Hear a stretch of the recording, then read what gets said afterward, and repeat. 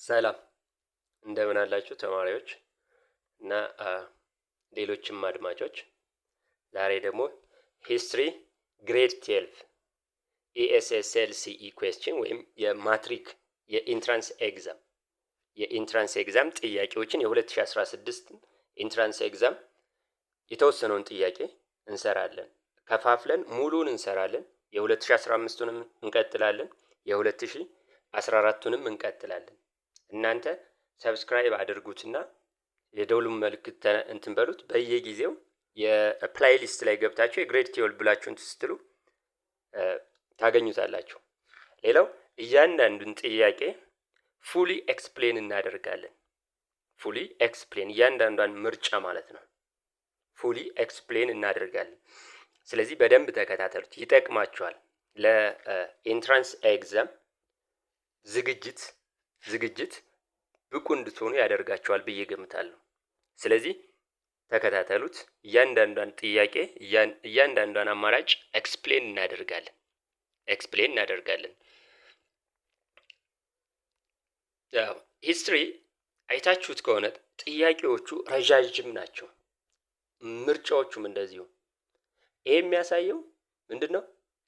የቋንቋን ማወቅ ያስፈልገናል። ስለዚህ ሂስትሪ ሁሌም ስናነብ ከአጠገባችን ዲክሽነሪ መለየት የለበትም። እናንተ በሚገባችሁ ቋንቋ አንደርስታንድ ማድረግ አለባችሁ። ምክንያቱም አንደርስታንድ ሸምድዳችሁ ከመጣችሁ በሆነ ወርድ ትሸወዳላችሁ። ስለዚህ ሂስትሪ ስናጠናም ሶሻል ሳይንስ ሂስትሪ ብቻ አይደለም፣ ሶሻል ሳይንስ ስናነብ ሁሌም ከጎናችን ዲክሽነሪ መለየት የለብንም። ይሄን እላችኋለሁ። ሌላው አሁን ስናነብ ጥያቄዎቹን እያንዳንዶቹን ጥያቄ ኢሴንሱ ምን ይላል የሚለው መረዳት አለብን። ካልተረዳን መልሱን አናገኘው እና ተረጋግተን አንብበን መረዳት አለብን። እሺ ዛሬ የ2016 የመግቢያ ፈተና ከተሰጡት መካከል የተወሰኑትን እንሰራለን። የመጀመሪያው ጥያቄ with which one of the following idea or institution is capitalism associated? ምንድን ነው የሚለው ጥያቄው? ከየትኛው አይዲያ ወይም ኢንስቲትዩሽን ተቋም ጋር ነው ካፒታሊዝም የሚገናኘው ከተሰጡት አማራጮች ነው የሚለው። አንደኛው ሰርፍደም፣ ኮንትሮልድ ማርኬት፣ ኢኳሊቲስ ኦፍ ክላስስ፣ ሜኪንግ ፕሮፊት።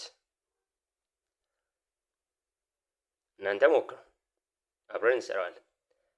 ኤ ሰርፍደም ይላል። ሰርፍደም ማለት በሜዲቫል ዩሮፒያን ጊዜ የነበረ አድሚኒስትሬቲቭ ሲስተም ነው። ማኖሪያል ሲስተም ነበር። አብዛኛው ፔዛንቶቹ ሰርፍ ነበሩ። ሰርፍ ማለት ባሪያ ሆነው ባይሸጡም ባይለወጡም፣ ነገር ግን የፊውዳሎቹ አገልጋይ ነበሩ። የነፃ ጉልበት አገልግሎት ይሰጣሉ ለማኖሪያል ሎርድስ ማለት ነው። እና ያ ሲስተም ነው ሰርፍደም ተብሎ የሚጠራው። ካፒታሊዝም ላይ ያ ሰርፍደም እየቀረ መጥቷል ከሜዲቫል ፒሪየድ በኋላ። ስለዚህ አንደኛው አይሆንም። ኮንትሮልድ ማርኬትስ፣ ኮንትሮልድ ገበያን መቆጣጠር። ይሄ ደግሞ የካፒታሊዝም መገለጫ አይደለም። የማን ነው መገለጫነቱ? የሶሻሊዝም ነው። ኮንትሮልድ ማርኬት ኮማንድ ማርኬት አይደል? ኮማንድ ማርኬት ነው። ኢኳሊቲስ ኦፍ ክላስስ፣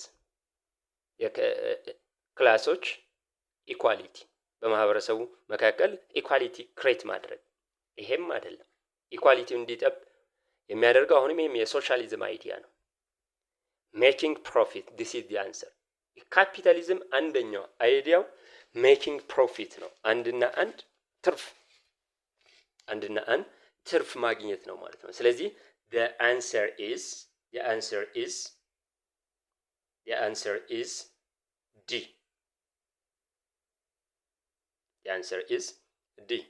ቀጣዩን እንየው።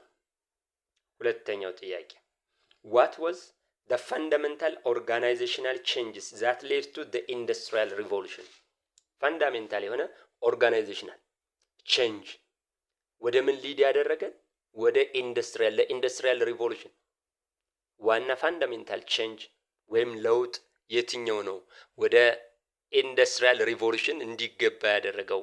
የአውሮፓ ነው። the shift from dispersed system to factory production አንደኛው። ሁለተኛው the replacement of animal and human labor by machines, the shift from coal to water to generate power, and the development of banks to lend money to entrepreneurs sorry ጥያቄው የሚለው ምንድነው? what was the fundamental organizational change that led to the industrial revolution ወደ ኢንዱስትሪያል ሪቮሉሽን ሊድ ያደረጋቸው አውሮፓውያንን የትኛው ኦርጋናይዜሽናል ቼንጅ ነው? የትኛው ድርጅታዊ መዋቅር ወይም ለውጥ ነው የሚለን። the shift from dispersed system to factory production dispersed በተበታተነ ይሄ ስሞል ስኬል ከነበረ የአመራረት ዘዴ ወደ ፋክተሪ ፕሮዳክሽን ወደ ፋብሪካነት መቀየሩ ነው የሚለን። the replacement of animal and human labor by machine በሰውንና እንስሳን ከመጠቀም ወደ ማሽን መጠቀም በመምጣታችን ነው ይላል። the shift from coal to water to generate power ከኮል ወይም ድንጋይ ከሰል ወደ ውሃ ኃይል ለማመንጨት ውሃ መጠቀማችን ይለና development of banks to lend money to entrepreneurship ባን ማድረግ ሌንዲንግ ወይም ገንዘብ ማበደር። ስለዚህ መልሱ የሚሆነው ኤ ነው the shift from dispersed system to factory production ምክንያቱም አውሮፓውያኖች በፊት ያመርቱ የነበር ይሄ የጎጆ ኢንዱስትሪ ተብሎ በሚጠራው በየቤታቸው ነው የሚያመርቱ የነበር ምርታቸው እና ስሞል ስኬል ነው። አሁን ግን ፋክተሪ በአንድ አካባቢ ትልቅ ፋብሪካ ኢስታብሊሽ በማድረግ እዛ ላይ መስራት ጀምረዋል። ያ እዛ ላይ መስራታቸው ከቤት ወጣው እንዲሰሩ አድርጓቸዋል። ሌላው የኢንዱስትሪያል ሪቮሉሽንም እንዲያድግ አድርጎታል ማለት ነው። ንግድ እንዲጨምርና ኢንዱስትሪም እንዲያድግ ትልቅ አስተዋጽኦ አድርጓል። ስለዚህ የተበታተነ የአመራረት ዘዴ ነው የነበራቸው። አሁን ግን ፋክተሪ ወይም ፋብሪካ በማቋቋም ትልልቆች ፋብሪካዎችን ኢስታብሊሽ በማድረግ በዛ አይነት መልኩ ኦርጋናይዜሽኑን በማድረጋቸው ኢንዱስትሪያል ሪቮሉሽን ሊያድግ ችሏል ማለት ነው። Number 3 which one of the following was the consequence of the American Civil War? እንያ the end of racial oppression in the USA, the end of institution of slavery in the USA, the economic prosperity of the southern planter classes, and the accusation of parts of the US by France. which one of the following የአሜሪካ ሲቪል ዋር ከ1861 እስከ 1865 የእርስ በርስ ጦርነት ነበር በደቡቦቹና የዩኤስኤ ክፍልና በሰሜኑ የዩኤስኤ ክፍል።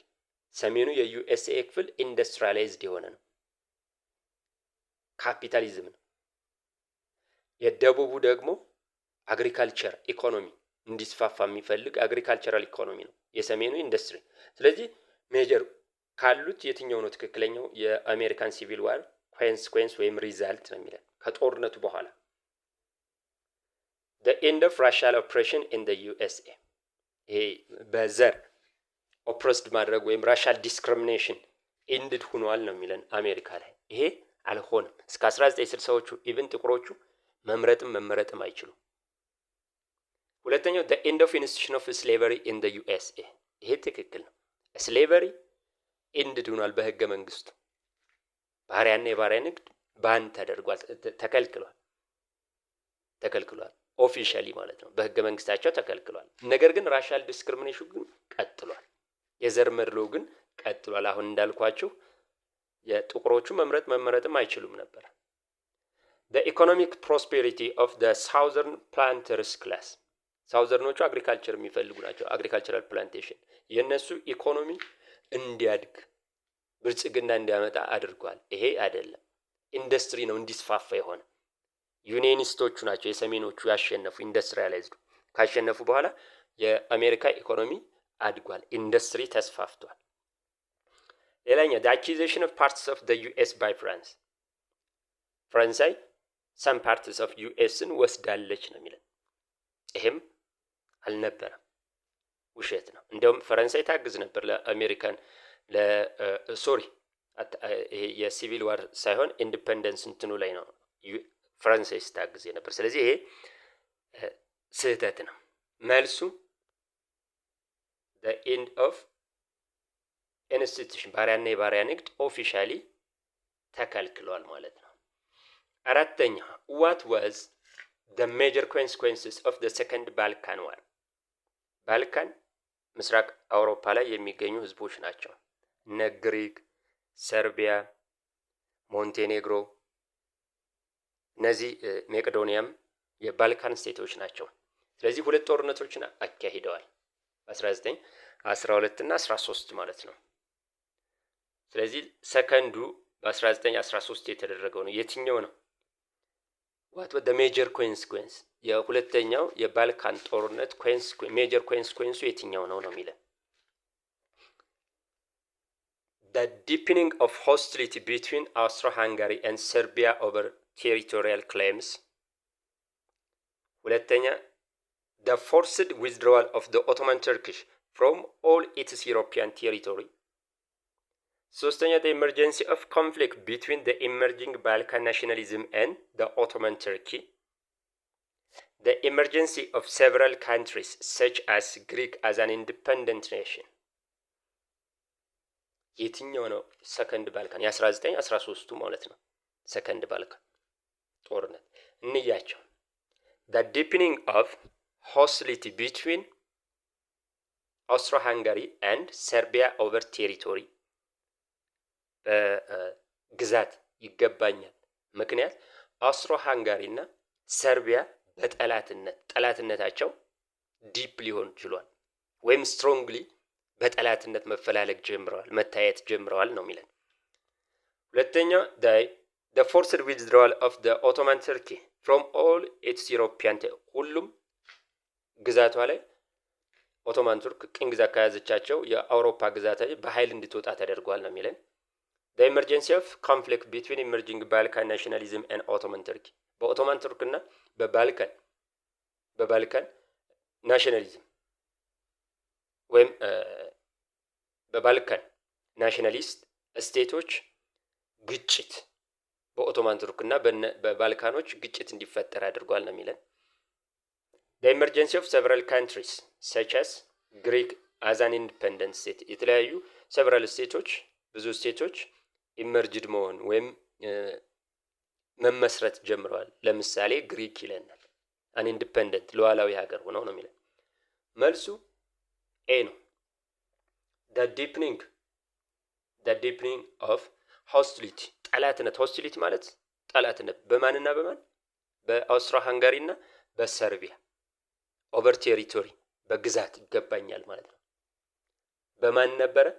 ቦስኒያ ሄርዞጎቪና ኦስትሪያ ወስዳት ነበር 1908 ላይ ከኦቶማን ቱርክ።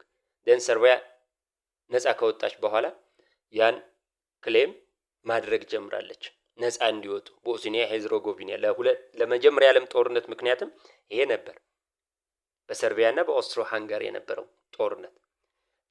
forced ኦቶማን ቱርክ የሚለው ቢ ይሄ ውሸት ነው። ሙሉ ለሙሉ ከአውሮፓ እንትን አልወጣችም። ከመጀመሪያ ዓለም ጦርነት በኋላ ነው የለቀቀች ቅኝ ግዛቷ። the emergency of conflict between emerging Balkan አዲስ የሚመሰረቱ ባልካን ስቴቶች እና በኦቶማን ቱርክ ይሄም ውሸት ነው። the emergency of several countries such as Greek as an independent nation ነፃ ሉዓላዊ ሀገሮች መመስረት ይሄ በመጀመሪያው ነው።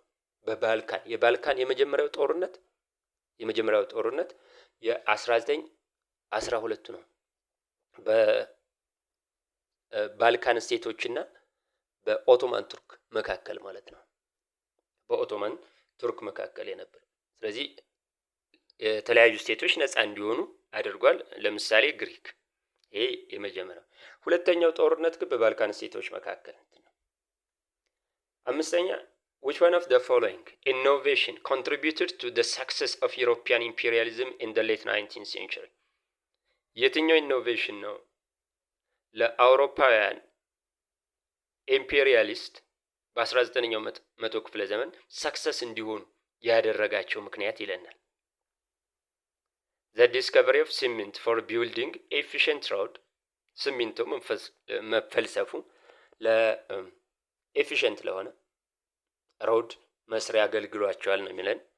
ያ መምጣቱ the development of techniques for exploring minerals ይሄ ሚኒራል መፈለጊያ ቴክኒኮች እነሱ ዴቨሎፕድ መሆናቸው እነዚህ ቴክኒኮች ዴቨሎፕ መሆናቸው the numerical superiority of the white armies than the African በቁጥር የነጮች አርሚ ከአፍሪካኖች ብልጫ በመኖሩ the discovery of medicinal protection against malaria የማላሪያን ከማላሪያ ወይም ከወባ ፕሮቴክት የሚያደርግ መድኃኒት መፈልሰፉ ወይም ዲስከቨር መደረጉ ነው የሚለን። ስለዚህ የትኛው ነው which innovation ሰክሰስ እንዲሆኑ አውሮፓውያን በ19ኛው መቶ ክፍለ ዘመን አፍሪካን ይዘዋል፣ ኮንትሮል አድርገዋል። ስለዚህ የትኛው ነው ለዚህ ሰክሰሳቸው ምክንያት ነው የሚለን። ይሄ ዲስከቨሪ ኦፍ ሲሚንቶ መምጣቱ የሚለው ይሄ ውሸት ነው። that development of techniques for exploring minerals የተለያዩ ቴክኒኮች ሚኔራል ያለባቸውን ኤሪያ ኤክስፕሎር ለማድረጊያ ወይም መፈለጊያ ይሄ ቴክኒክ መምጣቱ ምክንያት ነው ሰክሰስ እንዲሆኑ ያደረጋቸው። ኒውሜሪካል ሱፔሪዮሪቲ ይሄ ውሸት ነው። በጦር መሳሪያ ሱፔሪየር ሞደርን ነበሩ እነሱ የተሻሉ፣ ነገር ግን ቁጥራቸው ግን ትንሾች ናቸው። እንደውም ኢቭን ቤልጅየም 12 የሚደርሱ ወታደሮች ናቸው ኮንጎን ያዟት የሚባል እርግጠኛ ባልሆን። ይሄ የማላሪያ ወይም የወባ መድኃኒት መገኘቱ የሚለውም ይሄም አልነበረም። ስድስተኛ what were the main features of British indirect rule? ብሪቲሽ በአፍሪካ ቅኝ ግዛት ስትይዝ ኢንዳይሬክት ሩል ነው የምትከተለው። ሁለት አይነት አድሚኒስትሬቲቭ ሲስተም፣ አራት አይነት አካባቢ ነበር። አንደኛው ዳይሬክት ነው፣ ፈረንሳይ ነው የምትከተለው። ኢንዳይሬክት ብሪቲሽ። ሌላው የካምፓኒ ሩል የሚባል አለ። ካምፓኒዎች በሳውዝ አፍሪካን ስቴቶች ላይ እንትን የነበሩ። ሌላው ደግሞ ሴትለርስ ሩል ነው። ሴትለርስ ሩል ነጮች መጥተው አፍሪካ ላይ አድሚኒስትር ያደርጉ ነበር፣ ሴትለሮች ሰፍረው ማለት ነው። ስለዚህ የትኛው ነው the main feature መገለጫው የብሪቲሽ ኢንዳይሬክት ሩል? exclusion of Africans from the administration of colonies አፍሪካኖችን ኮሎኒዎችን አድሚኒስተር ከማድረግ ኤክስክሉድ ማድረግ፣ ማባረር ወይም ማስወጣት። the use of extensive violence to mobilize commodities for export the use of extensive የሆነ ቫዮለንስ ግጭት፣ ኃይል መጠቀም to mobilize commodities for export ለኤክስፖርቶችን ኮሞዲቲ ወይም ሸቀጦችን ሞቢላይዝ ለማድረግ ለኤክስፖርት ሞቢላይዝ ለማድረግ ቫዮለንትሊ መጠቀም ነው። ኤክስቴንሲቭ የሆነ ቫዮለንስ ኃይል መጠቀም። the granting of African British citizen with their political right የአፍሪካን ብሪቲሽ ሲቲዝን ዜግነት ተሰጧቸው with their politically right ኑሯቸው የፖለቲካ መብት ተሰጧቸው እንዲኖሩ ማድረግ ይላል። the use of African in their administration of the colonies this is the answer መልሱ ይሄ ራስ አፍሪካን ኢንዳይሬክት ሩል የሚባለው ብሪቲሽ ነች ኢንስቶል ያደረገችው። የምትጠቀመው ለምሳሌ ኬንያን ይዛለች። ኬንያን ላይ አድሚኒስትሬቲቭ ሩሉን የሚይዙት ኬንያውያን ናቸው። ነገር ግን ብሪቲሾች የሚሏቸው ነው የሚያደርጉት። ኢንዳይሬክትሊ ለብሪቲሽ ታዛዡ ነው። ዳይሬክት ሩል የሚባለው ደግሞ ፈረንሳይ ነው የምትከተለው። በምን አይነት መልኩ ነው? ቀጥታ ፈረንሳዮች ናቸው። ለምሳሌ ፈረንሳይ ዌስት አፍሪካን ስቴቶች ይዛለች። የፈረንሳይ ዜግነት ያለው ነው እዛ ዌስት አፍሪካ ላይ ፖለቲካሊ አድሚኒስተር የሚያደርግ። በዚህ አይነት መልኩ ሲያስተዳድሩ ነበር ማለት ነው። እንቀጥል፣ ቶሎ እንሄዳለን። ሰባተኛ how did long distance trade facilitate the interaction among Ethiopian population? ሎንግ ዲስታንስ ትሬድ የኢትዮጵያን የማህበረሰብን መስተጋብር ወይም ግንኙነት እንዴት ብናለው ፋሲሊቴት አደረገው? ሎንግ ዲስታንስ ትሬድ 19ኛው መቶ ክፍለ ዘመን የነበረ በተለይ ስትሮንግ የነበረ ነው። ስለዚህ እንዴት አፋጠነው የማህበረሰቡን ግንኙነት ነው የሚለን። by helping introduce Orthodox to different parts of the Orthodox Christianity በተለያዩ ኤሪያ ኢንትሮዲውስ በማድረግ። ሁለተኛው by giving to the rise to markets that serve as the center for cultural interaction ገበያዎች ራይዝ በመሆናቸው ማርኬት ሴንተሮች ማለት ነው። በሎንግ ዲስታንስ ትሬድ ማርኬት ሴንተሮች አሉ። ስለዚህ እነሱ እንዲያድጉ ወይም በየቦታው እንዲፈለሰፉ ቁጥራቸው እንዲጨምር በማድረግ እነዚህ ደግሞ ሴንተር ኦፍ ካልቸር የባህል ማዕከል ሆነው እንዲሰሩ በማድረግ ነው የሚለን። ሶስተኛው ባይ ስፕሬዲንግ ዲሞክራቲክ ኢንስቲትዩሽን ሰች አስ ገዳ ቱ ደ ኒው ኤሪያ የዲሞክራቲክ ኢንስቲትዩሽን ተቋም ኢንትሮዲውስ በማድረግ ለምሳሌ ገዳን ይለናል። ይሄ ነው ኢንትራክሽንን የጨመረ ይለናል። ባይ ሜኪንግ ዩዝ ኦፍ ኮመን ሚዲያ ኦፍ ኤክስቼንጅ በኮመን ሚዲያ ኦፍ ኤክስቼንጅ በመጠቀም ኮመን የጋራ የሆነ ሚዲየም ኦፍ ኤክስቼንጅ በመጠቀም የግንኙነት ወይም የገንዘብ ለገበያነት የሚያገለግል የጋራ የሆነ በመጠቀም ነው የሚለን። ስለዚህ መልሱ ኦርቶዶክስን ኢንትሮዲውስ በማድረግ ሳይሆን በተለያዩ ቦታዎች አይደለም።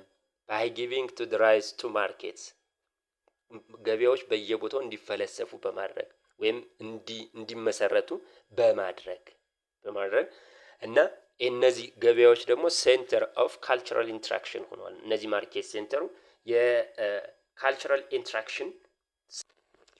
እሺ ወደ ስምንተኛው እንቀጥል።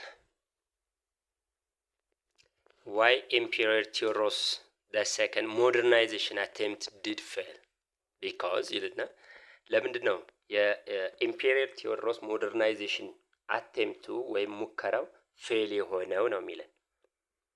ኤ he lacked the technology and resource necessary to implement the reform.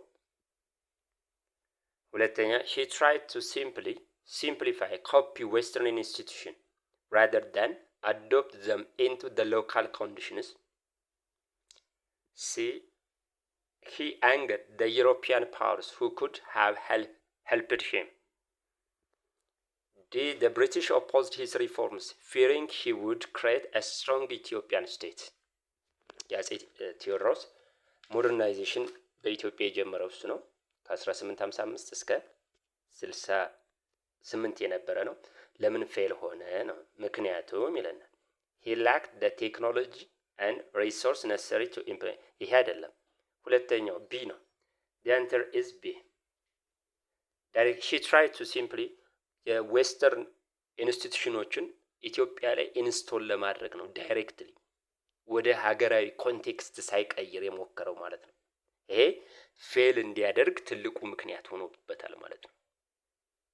የዌስተርን ስታይልን ወይም ኢንስቲትዩሽኖችን ቀጥታ እንደመጡ የሀገሬውን ኮንቴክስት አንደርስታንድ ሳያደርግ ማለት ወደ ሀገሬው ኮንቴክስት ሳይቀይር ማለት ነው። ቶሎ ቶሎ ነው የምንሄደው። ዘጠነኛ what was the consequence of Chiwet or Adwa Treaty of 1884 ነው 1884 of 14 ሳይሆን 1884 አድዋ ትሪቲ ወይም ቺወት ትሪቲ በብሪቲሽ ግብፅን ወክላ እና በአፄ ዮሐንስ መካከል የተደረገ ነው።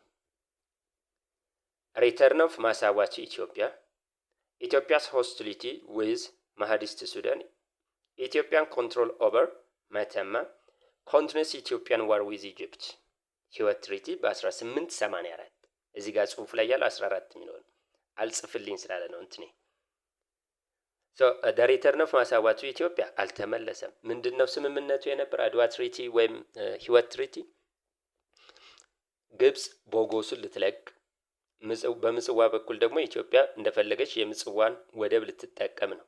ነገር ግን ምጽዋን ብሪቲሽ በ1885 ለኢታሊ ነው የሰጠቻት።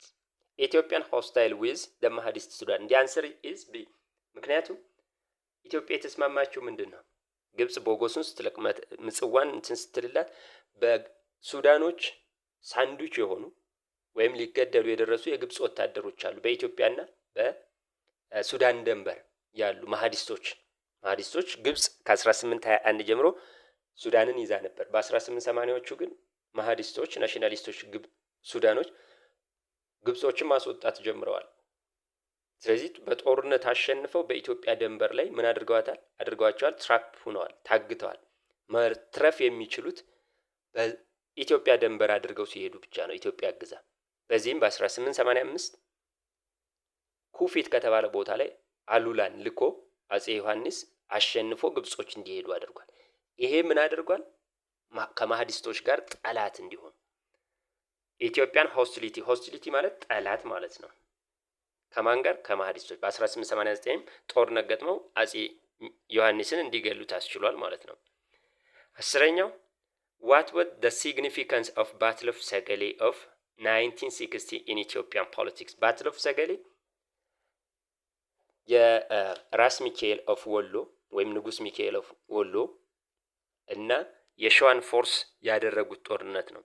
ለምንድነው ራስ ሚካኤል በ1916 ልጅ ኢያሱም መፈንቅለ መንግስት አድርገውበታል፣ የልጁን ፓወር ለመመለስ ነው። ስለዚህ what was the significance of the battle of ሰገሌ በኢትዮጵያን ፖለቲክስ ምንድነው ሲግኒፊካንት ነው? the end of political influence of Wollo in national politics. It led to the victory of progressive groups in the court politics. It marked the end of the influence of the tripartite power in Ethiopia. It marked the shift of power from Shoa to Wollo. ይሄ የዚህ መልሱ ኤ ነው። በኢትዮጵያ ፖለቲክስ ላይ የወሎ ተጽዕኖ እንዲቀንስ አድርጎታል። እንዲቀንስ ወይም ኤንድድ እንዲሆን አድርጎታል ማለት ነው። ወሎች አሁን ስልጣን አጥተዋል። ራስ ሚካኤልም ተሸነፈ፣ የልጅ ኢያሱ አባት ማለት ነው። ከዛ በኋላ ኢንፍሉዌንሳቸው እንዲቀንስ ወይም እንዲያጡ አድርጓቸዋል ማለት ነው። 11ኛው which of the following is correct about the importance of history ኢምፖርታንሱ የትኛው ነው ኮሬክት? ስለ ሂስትሪ ጥቅም መማር ጥቅም it enabled people to become less spiritual and more secular። ማህበረሰቡን ምን እንዲሆን less spiritual እንዲሆኑ ያደርጋል፣ ወይም ሃይማኖታዊ እንትን less attention እንዲሰጡትና more secular እንዲሆኑ ያደርጋቸዋል ይላል። it helped to understand contemporary issues ወይም አሁን ያለን contemporary issue ወይም the present issue understanding እንዲኖረን ያደርጋል ነው የሚለው። it encouraged people to focus more local than global issues። ከሎካል ኢሹ ወይም ከአካባቢ ኢሹ ዓለም አቀፋዊ እንትን ላይ ፎከስ እንዲያደርጉ ይረዳል። በሎካል እንትን ላይ ፎከስ እንዲያደርጉ ከዓለም አቀፉ ይልቅ ይለናል። it deepened extreme nationalism among the diverse population። extreme የሆነ የወጣለት ኤክስትሪዝም ጽንፍ የያዘ ናሽናሊዝም ብሔርተኝነት ኢስታብሊሽ ያደርጋል ነው የሚለው። የአንሰር ኢዝ ቢ።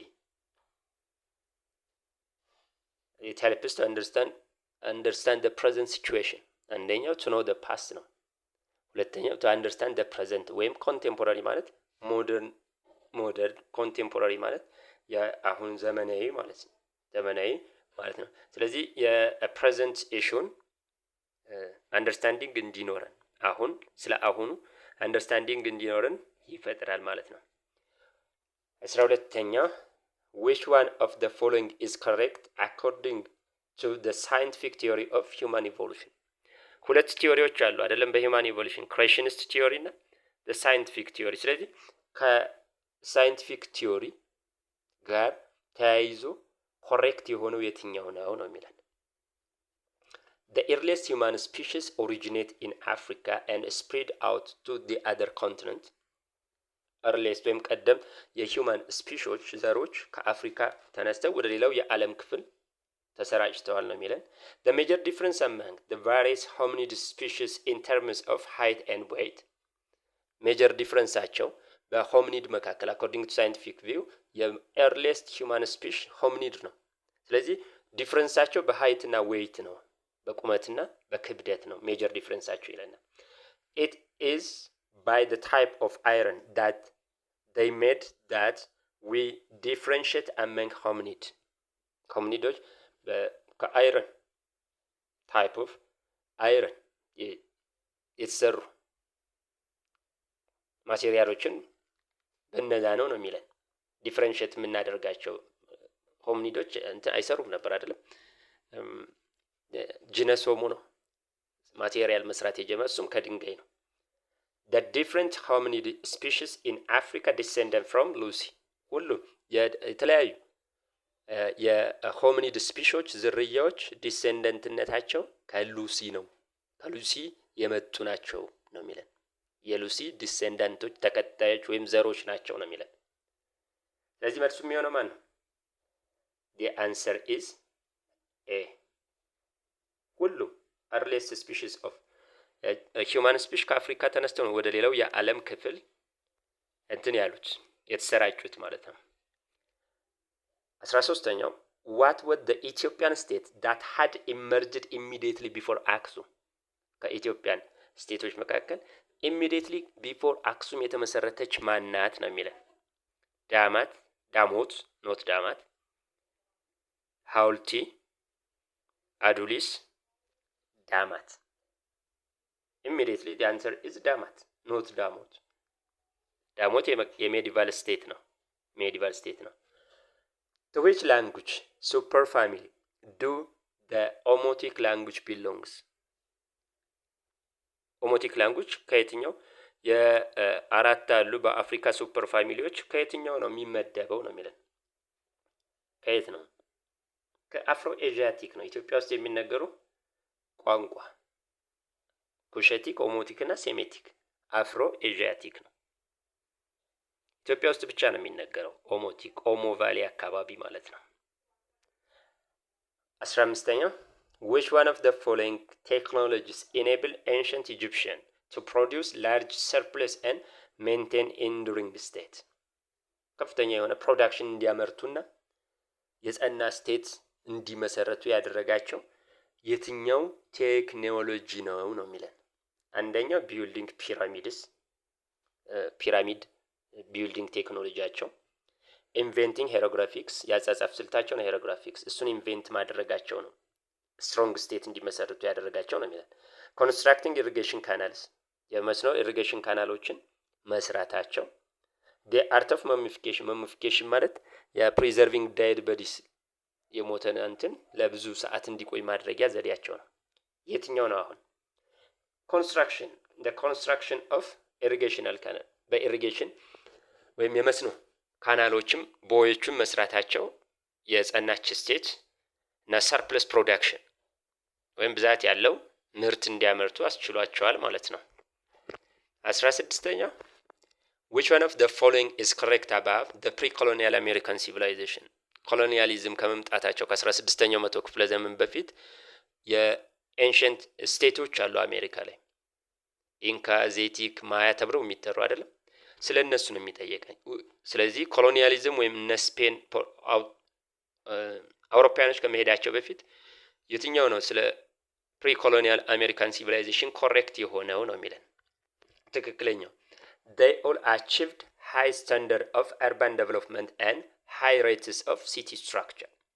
ሁሉም የአሜሪካን ኤንሸንት ስቴቶች ስታንዳርዳቸው ሃይ አርባን ዴቨሎፕመንት ወይም የከተማ እንትኑ ሃየር ስታንዳርድ ነው ነው የሚለን ሲቪላይዜሽኑ።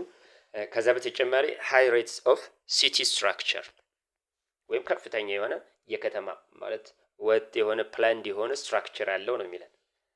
while Inca built an extensive road and Maya developed an accurate calendar። ማያ ኢንካ ኤክስቴንሲቭ የሆነ ሮድ ወይም የከተማ ሮድ በቃ ማለት በመሐንዲስ በዘመናዊ እንትን ከተማ ሲሰራ በመሐንዲስ ነው አይደለም። ልክ በዛ የሚመልኩ ኢንጂነሪንግ የተሻለ በተሻለ ኢንጂነሪንግ መልኩ በኮንስትራክሽን ኦፍ ሮድ ኤክስቴንሲቭ የሆነ ኮንስትራክሽን ኦፍ ሮድ ነው። ማያ ደግሞ አኪሬት የሆነ ካላንደር አሁን ከምንጠቀመው 365 ቀን አንድ አመት ነው እሱን ሰርታለች። ከዚህ ጋር ተቀራራቢ ሆነ። the development of writing distinguished Asiatic civilization from Maya and civilization. The Inca put up a stronger resistance against the Spanish because they used tools made out of silver.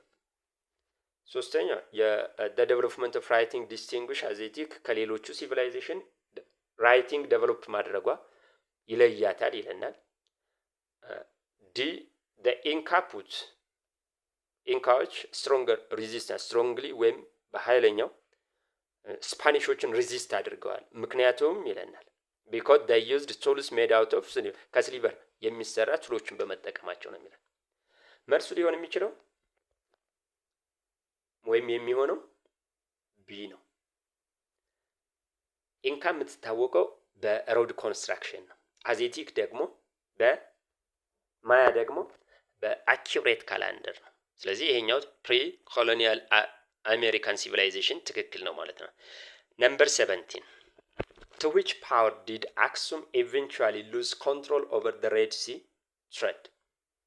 በሰባተኛው መቶ ክፍለ ዘመን ቀይ ባህርን ለቃለች አክሱም።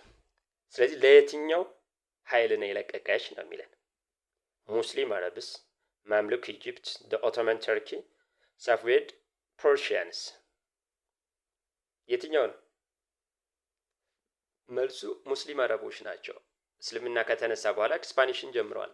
በዚህም በ702 they destroyed አዱሊስ። አዱሊስ ደግሞ የአክሱም የውጭ ግንኙነቷ ማድረጊያዋ ነው። እሱን ዲስትሮይ ያደረጉት ቀይ ባህርንም እነሱ ተቆጣጥረውታል፣ ሙስሊም አረቦች ይዘውታል ማለት ነው። ነምበር 18 what were the major achievements of Muslim Arabs under the immediate successor of Prophet Muhammad? ወይም ካሊፌት ኢሚዲየት ሰክሰሰሮቹ የፕሮፌት ሙሐመድ እሳቸው ማን ተብለው የሚጠራው? ካሊፌትስ ወይም ሰክሰሰር ተብለው የሚጠሩት ማለት። ስለዚህ ጥያቄ የሚለው ዋት ወደ ሜጀር አቺቭመንት፣ እነሱ ፕሮፌት ሙሐመድ ከሞቱ በኋላ ሜጀር አቺቭመንታቸው ምንድነው ነው የሚለው የሰሩት ስራ። ኢሚዲየት ሰክሰሰሮቹ ሙቪንግ the center of the empire outside of Arabia and Syria፣ የኢምፓየሩን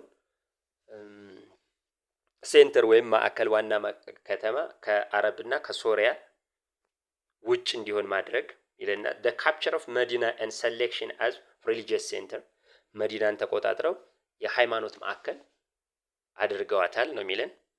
the capture of extensive territories from Persia and Byzantine፣ ከፐርሺያና ከቤዛንታይን ኤክስቴንሲቭ የሆነ ብዛት ያለው ቴሪቶሪዎችን ነጥቀዋል ነው የሚለን።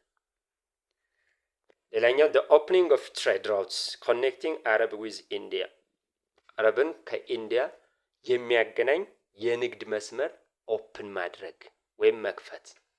የትኛው ነው ኢሚዲየት ሰክሰሰሮቹ አቺቭ ያደረጉት? ቴሪቶሪያል ኤክስፓንሽን ነው፣ የግዛት ማስፋፋት። በዚህም they controlled vast territory from ከነሱ በፊት የነበሩት ኢምፓየሮች ከፐርሺያና ከቤዛንታይን። ስለዚህ the answer is C፣ the capture of extensive territories፣ ብዛት ያለው within short period of time larger empire establish አድርገዋል። ከማን እየነጠቁ? ቀድሞ በፐርሺያና በቤዛንታይን ግዛት የነበሩ ኤሪያዎች። 19ኛ which one of the following is a cultural features of Zagwe dynasty? ካልቸራል ፊቸር ወይም የባህል መገለጫው የዛግዌ ዳይናስቲ መገለጫ የትኛው ነው ነው የሚለን።